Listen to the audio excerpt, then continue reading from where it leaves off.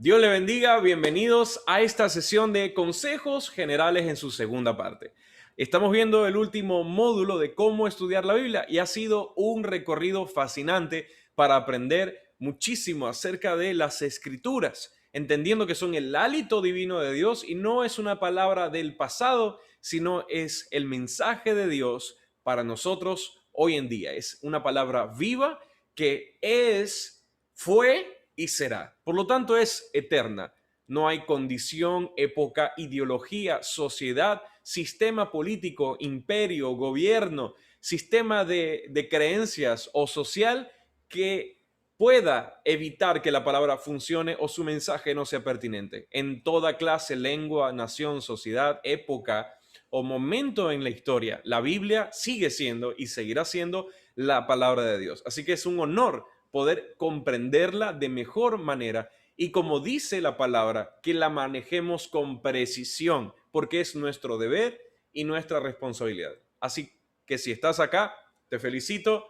Sigamos afilándonos para ser ministros eficientes y honrosos delante del Señor. Así que vamos a empezar con el cuarto consejo de este punto que se llama consejos generales. La semana pasada vimos algunos consejos. Esta semana continuamos con algunos consejos más y la próxima semana culminamos la parte de consejos generales. Así que vamos con nuestro cuarto consejo y es note la presencia de paralelismos en la Biblia.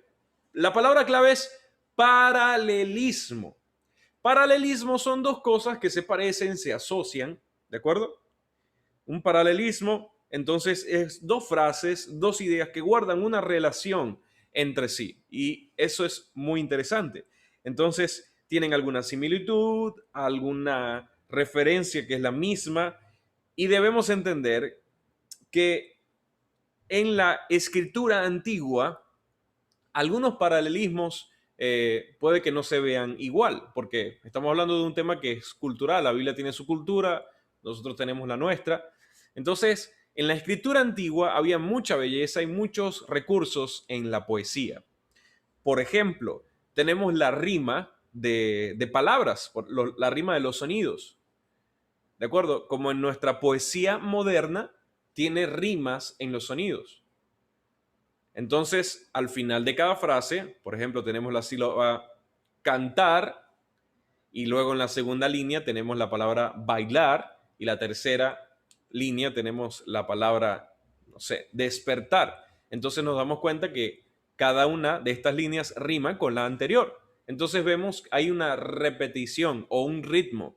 Entonces en la palabra hay cosas hermosas que no nos podemos dar cuenta porque sencillamente hay una traducción y se pierden en el camino. Por ejemplo, en los libros proféticos nos damos cuenta que hay hermosas poesías, hermosas canciones y sobre todo hay mucho arte, como por ejemplo en algunas ocasiones donde vemos que hay profecías o libros que están escritos empezando con la letra número uno del alfabeto hebreo y luego con la letra número dos. Entonces es como si en el español fuese A la primera línea, la primera palabra, la primera línea, luego B, C, D y así todo el abecedario.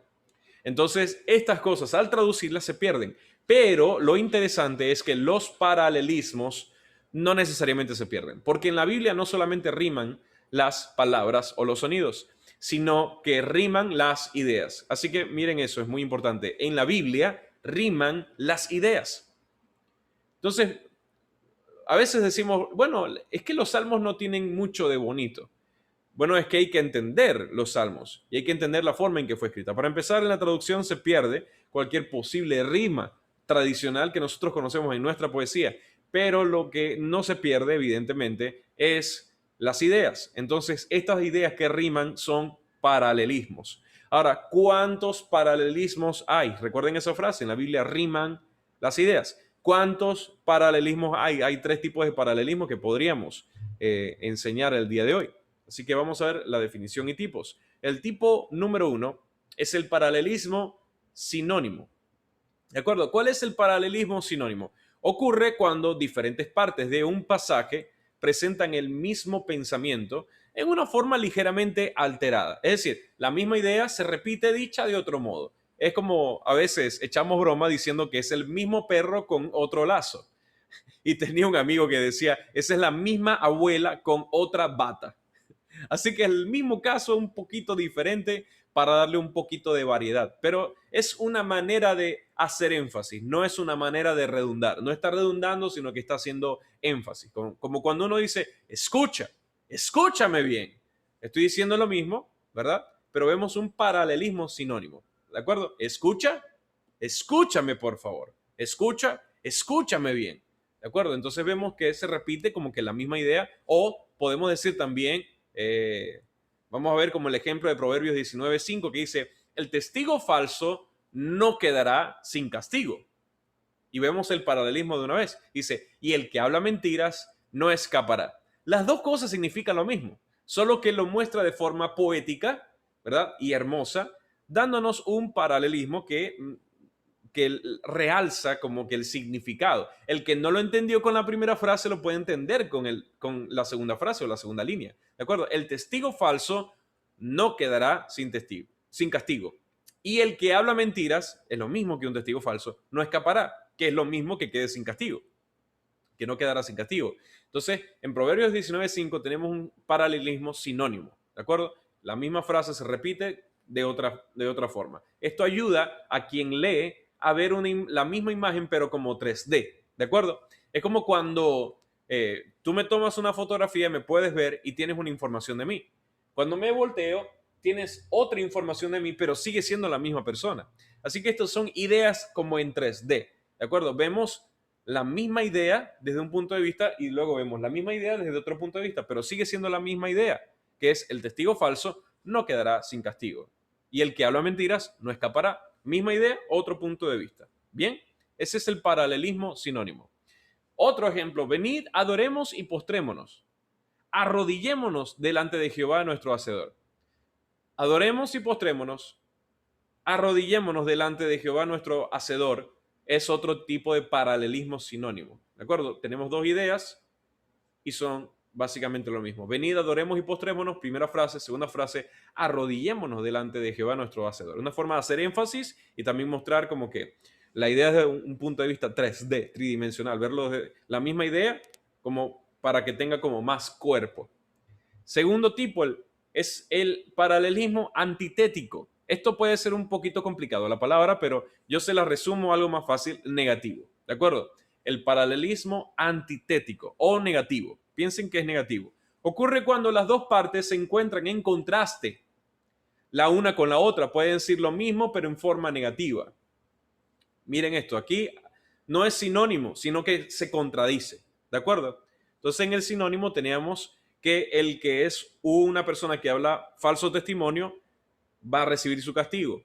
Y después decía, el que habla mentiras va a tener su recompensa. ¿De acuerdo? Entonces es básicamente la misma idea. Aquí la contrapone, hace un contraste y es el mismo punto de enriquecer la idea, viéndolo de otro punto de vista. Así que veamos este contraste, paralelismo antitético, uno negativo, uno de contraste. El hijo sabio recibe el consejo del padre, mas el burlador no escucha las reprensiones. ¿De acuerdo? Entonces, el hijo sabio es el primer punto. La línea número 1 habla sobre el hijo sabio que recibe el consejo. Pero vemos la línea número 2 que dice que el burlador no escucha las reprensiones. Entonces vemos este paralelismo que es en contraste, ¿de acuerdo? Habla un punto de forma positiva y luego habla el punto de forma negativa o hace contraste. Otro ejemplo, Proverbios 10, verso 4, la mano negligente empobrece, más la mano de los diligentes enriquece. Entonces te habla de los aquí negativamente y luego te habla positivamente, la mano negligente y luego la mano del diligente. Otro paralelismo muy interesante, este es como de contraste o positivo o negativo. Vamos con el tipo número 3, que sería paralelismo sintético o progresivo, que es un poquito más complejo. Esto lo podemos ver como escalinata, va subiendo, va desarrollándose.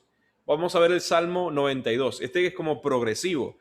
Porque he aquí tus enemigos. Oh Jehová, porque he aquí tus enemigos perecerán. Serán dispersados todos los que hacen iniquidad. Entonces como que... ¿de acuerdo? Va desarrollándose, agarra cuerpo y suelta. Ahora, miremos el caso de Jesús. Aunque Jesús no hablaba en poesía, La influencia de la forma de paralelismo se encuentra en sus palabras. Veamos Mateo 5:42. Jesús dijo, al que te pida, dale. Y al que quiera tomar de ti prestado, no lo rehúse. ¿Qué tipo de paralelismo es? Al que te pida, dale. Y al que quiera tomar de ti prestado, no se lo rehuses. ¿Qué tipo de paralelismo es? Hablamos del número 1, que es el sinónimo, el segundo de contraste, y número 3, el sintético o progresivo. Entonces, el número 1 es sinónimo, segundo de contraste y el otro es progresivo. Entonces, al que te pida, dale, y al que quiera tomar de ti prestado, no se lo rehuses. ¿Qué tipo de paralelismo sería? Sería el número 1 en sinónimo, porque está dando la misma idea, primera línea y segunda línea. Al que te pida, dale, y el que quiera tomar de ti prestado, no se lo rehúse. Así que, misma idea, otro punto de vista, hablando de forma sinónima. Ahora, pedid y se os dará, buscad y hallaréis, llamad y se os abrirá. Nuevamente, es un paralelismo del tipo 1, sinónimo. Pedid y se os dará. Buscad y hallaréis. Llamad y se os abrirá. ¿Se puede sacar una enseñanza de eso? Claro que sí, sobre las palabras pedir, buscar y llamar. Sin embargo, básicamente es el mismo baile. Te está dando la misma idea puesto de otro punto de vista para que la puedas engrosar en su significado y su valor. ¿De acuerdo? ¿Vamos bien? Entonces tenemos los tres tipos, tipo número 1, sinónimo, tipo número 2, de contraste, positivo o negativo, y número 3, tenemos el sintético, que es progresivo, que va creciendo en sus analogías. Ahora, vamos a resolver algunos conflictos, que aquí es donde se pone la cosa buena. El primer conflicto que debemos resolver es Dios el creador del mal.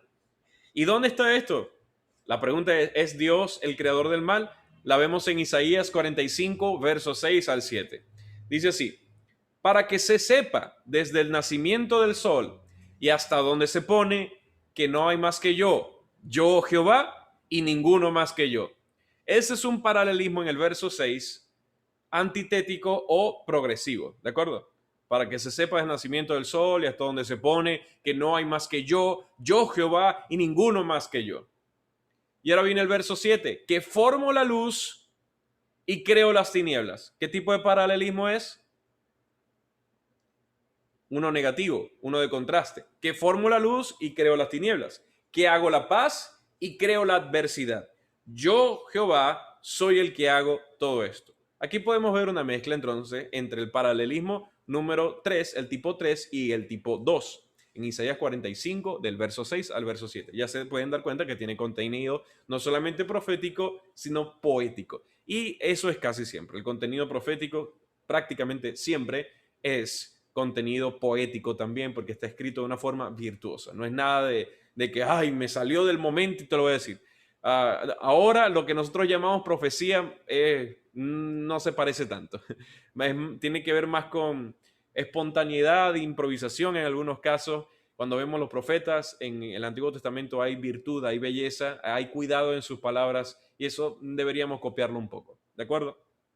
Ahora, nos enseña este texto entonces que Dios es el creador del mal, porque mira, ahí dice explícitamente que formo la luz y yo creo las tinieblas. ¿Es Dios el creador de las tinieblas entonces, el que hace la paz, pero también es Dios el que hace las adversidades del hombre, el que hace las dolencias, las enfermedades? ¿Es Dios el creador del mal? Entonces, la resolución, dice Sproul, es sencilla si entendemos la esencia de que es un paralelismo antitético, es decir, el progresivo que había comentado. En la primera parte encontramos el contraste de la luz con la oscuridad. En la segunda parte vemos la paz en contraste con el mal. Ahora, ¿de qué mal está hablando? Es el chiste acá, el punto más importante. ¿De qué tipo de mal? No está hablando solamente de la adversidad, sino del juicio de Dios. ¿De acuerdo? Entonces, Dios trae la bendición de bienestar. ¿De acuerdo? Dios trae bendición de bienestar, de bonanza. Él es la luz, Él es la paz.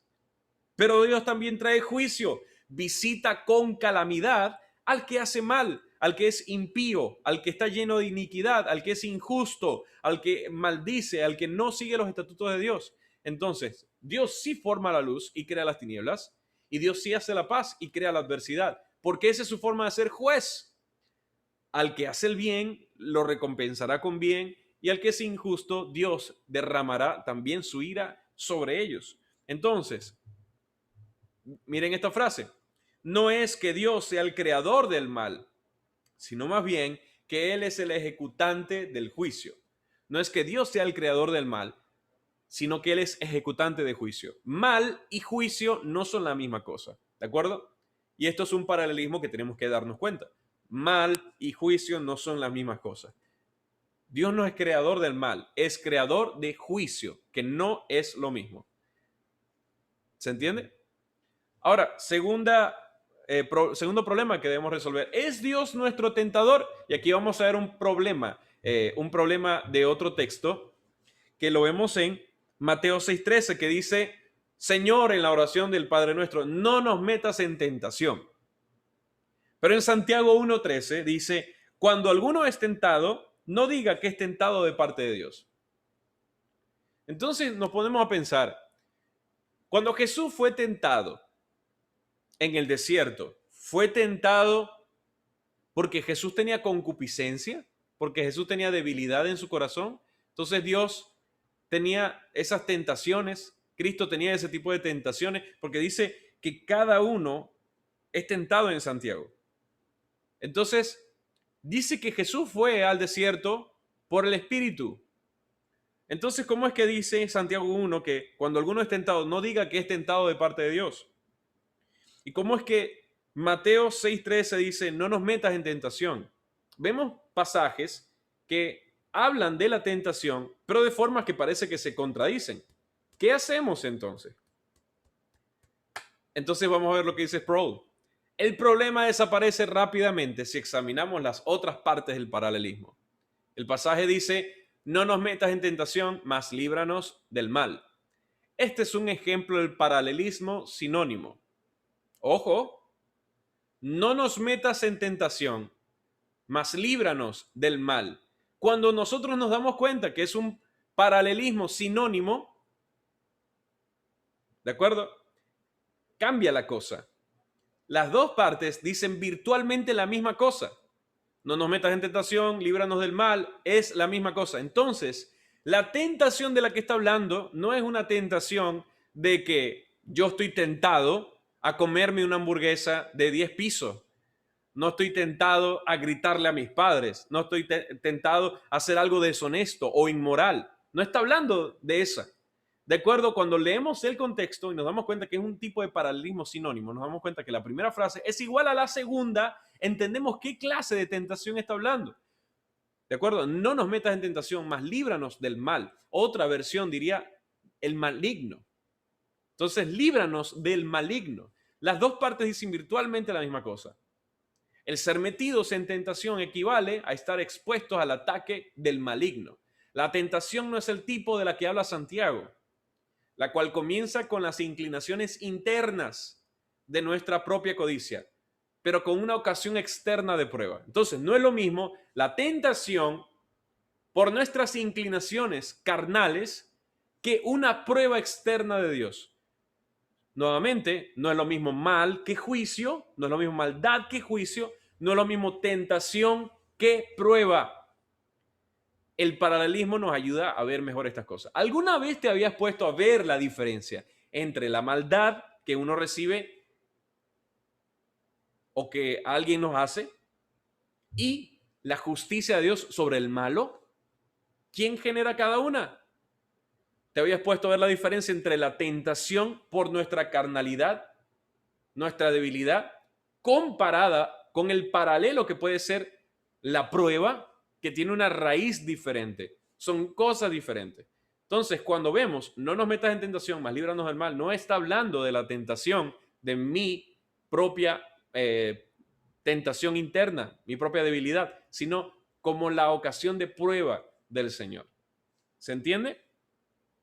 Ahora, otro dato curioso, Dios sí pone a prueba a sus hijos. Lo podemos ver con Abraham, con Jesús en el desierto y un sinfín de casos. Otro problema con este texto es la traducción de la palabra mal, porque Sproul dice que realmente se puede traducir un poquito mejor diciendo el maligno. Líbranos del maligno, no del mal, sino que el mal personificado, el mal ejecutado por una persona.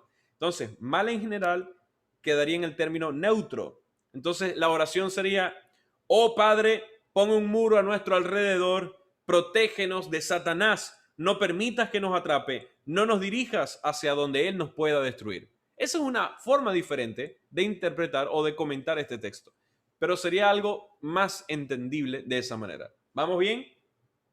Estos son dos problemas resueltos a la luz de entender la importancia de los paralelismos. ¿De acuerdo? Así que vamos con el siguiente punto. Vamos con otros paralelismos. Y aquí yo quiero tomar café. Denme un segundo.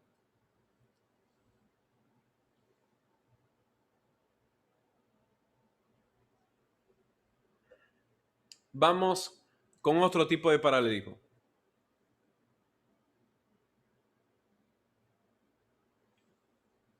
Y estos me fascinan, de verdad que sí. Me encantan, me encantan, me encantan. La Biblia tiene otro tipo de paralelismos que a mí me encanta, por ejemplo, usarlos al predicar. Este otro tipo de paralelismos lo podemos ver con escenas de la Biblia, ¿no? Con situaciones, con lugares, con personas, con acciones. Y esto le da una belleza enorme a la palabra. Esto roza un poquito el tema de la tipología. No es tipología, pero bueno, tiene un poquito que ver. Se parece, es como un primo hermano. Así que veamos algunos paralelismos que son preciosos y nos dejan ver la belleza, la armonía, la poesía, el arte que hay en las escrituras. Vamos con el primero. ¿Se habían dado cuenta que la Biblia empieza con el árbol de la vida en el Génesis? Y en el último libro de la Biblia, Apocalipsis, también vemos un árbol de la vida. ¿Lo pueden ver? La Biblia empieza con un árbol en Génesis y el último libro de la Biblia, el Apocalipsis, termina también con un árbol de la vida. ¿Habían visto este paralelismo? Principio y final de la Biblia, empezando y terminando prácticamente de la misma manera. Eso es un paralelismo hermosísimo. Qué bello sería predicar de un tema así. Otro paralelismo que podemos ver es este. Yo he predicado varias veces de él.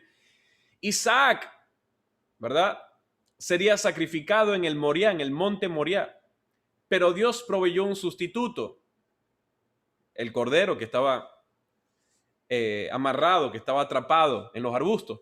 Y ahora, más adelante, en una de las famosas laderas del monte Moriah, la llamada Gólgota, Jesús muere en una cruz en nuestro lugar para la salvación. Así que aquí podemos ver a Abraham yendo a cumplir con el mandato de Dios de sacrificar a su hijo, y resulta que Dios dio la provisión para ese sacrificio y que no muriese Isaac. Dios dio la provisión para el sacrificio. Ahora, en ese mismo monte, podemos ver muchos años después que en una de sus laderas del mismo monte Moriah, la llamada Gólgota, que es el mismo monte, ojo, solo que una ladera diferente, aparece Jesús muriendo como reemplazo de nuestros pecados, como el Cordero y la provisión divina de Dios. Otro paralelismo, porque no es solamente tipología, sino que literalmente Jesús está en el mismo monte, que ya no es ni siquiera una simbología, es un hecho real. Jesús está literalmente, físicamente en el mismo monte. No es solamente una simbología, es el mismo lugar. Es un paralelismo exacto. ¿De acuerdo? Vean esa belleza, por favor. Seguimos. Otro que es también conocido. Las plagas de Egipto corresponden cada una con los dioses de Egipto, humillando, derribando, tumbando cada dios de Egipto uno por vez, o degradando su poder, su estima, la importancia que tenían estos dioses para el pueblo egipcio. Pueden ver aquí esta imagen muy buena de estos hermanos que hacen imágenes como las de Pictoline, pero cristianas, que se llama Software Redil en Instagram.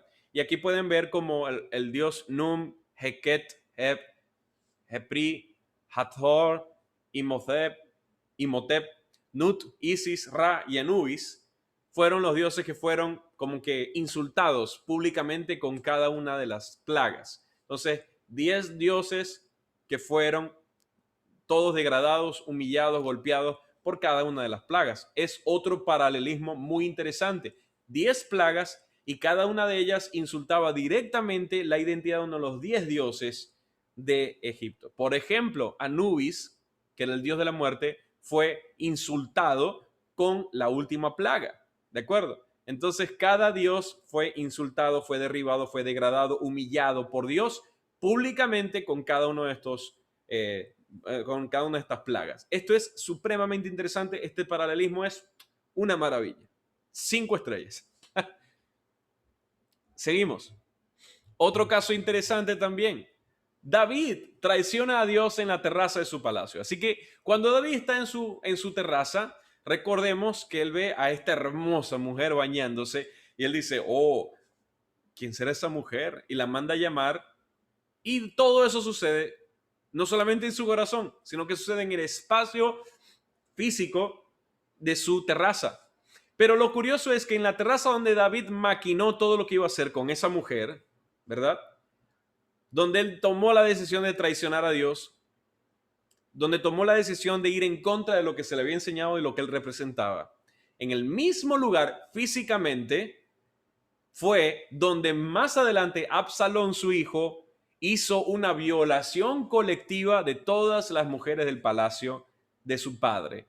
¿Y dónde fue que Absalón tuvo una violación masiva, pública, de todas las mujeres del palacio de su papá? En la misma terraza, en el mismo sitio exacto donde David había maquinado traicionar a Dios. Así que yo he predicado varias veces que en la terraza donde buscamos traicionar a Dios, en la misma terraza donde nosotros seremos humillados, donde tú deshonras a Dios en lo privado, muchas veces serás expuesto en lo público si no hay arrepentimiento. Entonces fíjense que en el mismo monte Moriah fue la misma Gólgota donde Jesús fue sacrificado. En la misma terraza donde David traicionó a Dios, más adelante fue traicionado él. Esto es un paralelismo muy, muy, muy interesante. Otro paralelismo interesante, Jonás es lanzado por un pez a la playa de Nínive. Pero si se fijan, hay un estudio interesante acerca de Nínive. Y es que Nínive, según los historiadores, es la ciudad que estaba rodeada por 10 kilómetros de muro. Y era una metrópolis muy, muy grande, una ciudad muy importante. Pero la palabra Nínive se dice que deriva de la palabra Nunu, que Nunu en el idioma acadio significa pez. Pueden decirlo conmigo, Nínive viene de la raíz Nunu y Nunu significa pez. Así que Nínive es como la ciudad pez. Pero no solamente eso. Entonces quizás este era el pueblo pez, el cual había sido un nombre apropiado para este pueblo. Entonces, nadie sabe por qué lo llamarían la ciudad pez si estaba a 600 kilómetros del agua. Bueno, era la ciudad pez porque adoraban al dios pez. Dagón era el dios pez. Y no solamente esto, sino que también se dice que Nashe, la hija de Ea, la diosa, era la diosa pez del agua dulce. Así que era un pueblo que se llamaba pez, que su dios era pez, que todas sus identificaciones tenían que ver con el pez. ¿Y aquí no saben qué? Apareció Jonás escupido por un pez. Otro paralelismo maravilloso. Porque al pueblo que idolatra al pez, Dios quiere darle un mensaje. ¿Y cómo le da el mensaje a Dios? Tomando a un profeta judío, escupiéndolo de la boca de un pez. Pónganse a pensar en ese paralelismo y vean todo el poder y toda la belleza que tiene. Vamos con 2 paralelismos más. A mí me parecen maravillosos. Fíjense esto. Pedro fue llamado por Jesús en el mar de Galilea. Así que cuando Jesús llega al principio de los evangelios y ve a Andrés, ve a Pedro y le dice, sígueme, yo te voy a hacer pescador de hombres. Entonces Pedro dejó su red, todo lo que tenía allí y comenzó a seguir a Jesús de una vez. Ahora, ¿dónde fue eso? Físicamente fue en el mar de Galilea. Pero si se dan cuenta más adelante, cuando Jesús camina en las aguas, sobre las aguas, y Pedro le sigue, ellos están caminando sobre las aguas del mar. ¿Pero cuál mar? El mar de Galilea. El mismo mar donde Jesús llamó a Pedro. Entonces Pedro caminó sobre las aguas donde al principio fue llamado. Las aguas donde un día renunció, ahora eran las aguas sobre las que él caminaba. Y terminamos con la última ilustración del mismo mar, que el último encuentro de Jesús con sus discípulos, narrado en el libro de Juan, en su último capítulo, fue en el mar de Tiberias. Lo que pasa es que la Biblia a veces le pone nombres diferentes a lugares iguales. Por ejemplo, el mar de Tiberias, si ustedes lo buscan en internet, se van a dar cuenta que es el mismo mar de Galilea. El mar de Tiberias y el mar de Galilea no son diferentes, son el mismo nombre, solo que tienen dos referencias. Así que cuando la Biblia dice que Jesús se encontró con Pedro pescando en el mar de Tiberias, es la misma situación que al principio de los evangelios vimos, donde Jesús llama a Pedro a que lo siga en el mar de Galilea. En la última escena de su vida, la última vez que conversan, que lo vemos en Juan, Jesús habla con Pedro, toda su conversación final de me amas, apacienta mis ovejas, lo hace una vez más en el mar de Tiberias. Miren qué belleza. ¿Lo pueden ver? El mismo mar, 3 veces en escenas diferentes. Un paralelismo preciosísimo. Muy bien, y vamos con el último. Las 12 piedras del Jordán. Elías restauró el altar del Señor usando 12 piedras. Pero él usó 12 piedras. ¿Se acuerdan cuando estaba restaurando el altar? Tomó 12 piedras. ¿Por qué 12 piedras? Porque son 12 piedras representando a cada tribu de Israel, que en ese momento estaba dispersada por la división de la idolatría. Unos estaban con Dios, otros estaban con los ídolos, y en ese momento vemos que él proféticamente pone las piedras juntas, las 12 piedras de las 12 tribus de Israel, para unificar proféticamente y hacer un sacrificio en nombre de todos. Así que esto es un acto maravilloso. Pero ¿de dónde viene el tema de las 12 piedras? Las 12 piedras es un paralelismo, lo podemos ver, que Moisés también levantó 12 piedras en el monte Sinaí, ¿de acuerdo? Y Josué también levantó altares con 12 piedras, como por ejemplo en el Jordán. Y el pectoral del sumo sacerdote del tabernáculo también tenía 12 piedras simbolizando al pueblo de Israel, a las 12 tribus. Así que nos podemos dar cuenta que las 12 piedras o el número 12 está muy conectado con las 12 tribus y se hizo muchas veces. Elías levantó 12 piedras, así como lo hizo Moisés, así como lo hizo Josué y así como lo tenía el pectoral y muchas otras ocasiones. ¿De acuerdo? Ahora vean, intenten ver la Biblia y vean todas las conexiones hermosas de paralelismo que no nos hemos dado cuenta que están allí. ¿Qué tal? Valioso, ¿verdad? Ahora vamos con el último punto de hoy. 5. Diferencia el proverbio de la ley. Y esto es interesante. Así que un error común en la interpretación bíblica es intentar darle a un proverbio el mismo peso de una ley. ¿De acuerdo? O intentar darle a un salmo el mismo peso que una ley. No le podemos dar ni a un salmo ni a un proverbio el mismo peso de una ley. ¿De acuerdo? Entonces hay que diferenciar el peso que tiene proverbio de la ley. ¿De acuerdo? Entonces veamos esto.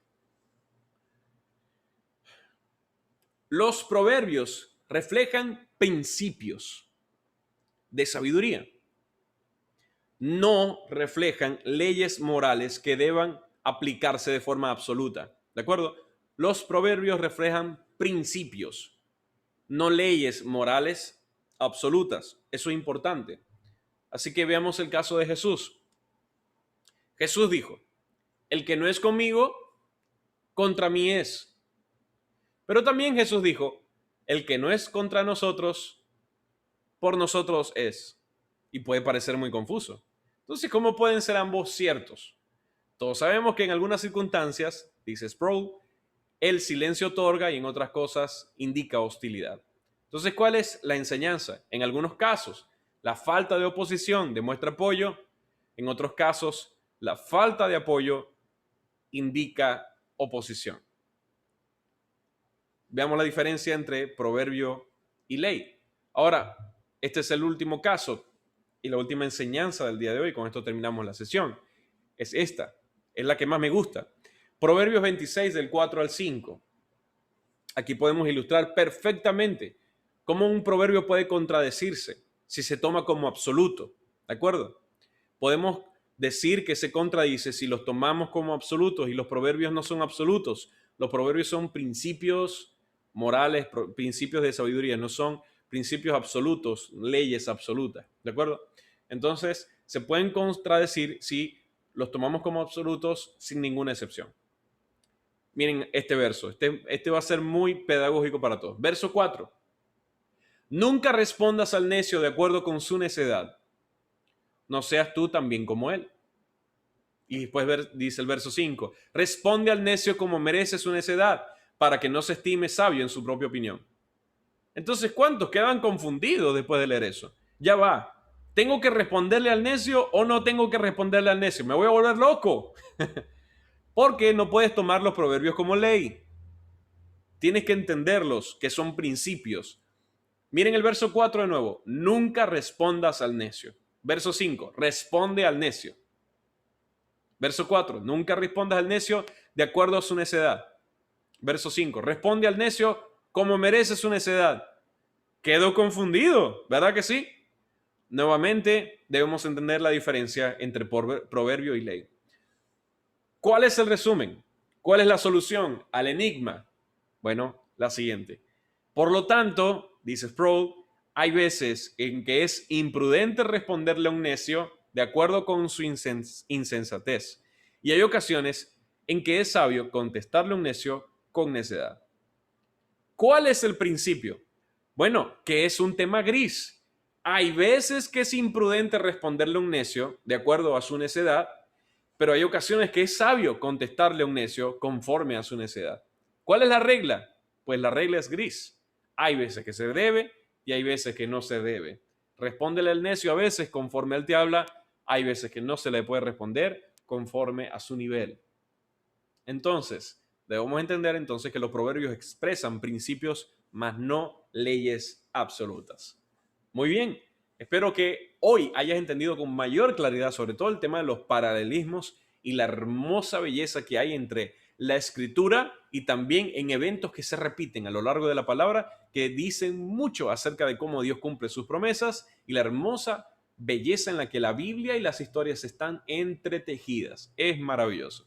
Y el otro consejo del día de hoy, diferenciemos el peso que tienen los proverbios o los salmos del peso que tiene la ley. A veces podemos ver que aparentemente los proverbios se contradicen, pero nuevamente no se están contradiciendo, sino que nos muestran principios que hay que verlos de diferentes puntos de vista porque hay zonas en la Biblia que necesariamente tienen que ser grises y eso se llama sabiduría. Saber cuándo sí y cuándo no, porque no hay absolutos en el tema de consejos. Gracias por acompañarnos el día de hoy. Espero haya sido de alta edificación para ti. Estoy para servirte. Déjame saber en algún mensaje si puedo ayudarte en algún tema en particular. Nos vemos la próxima semana. Bendiciones. Chao.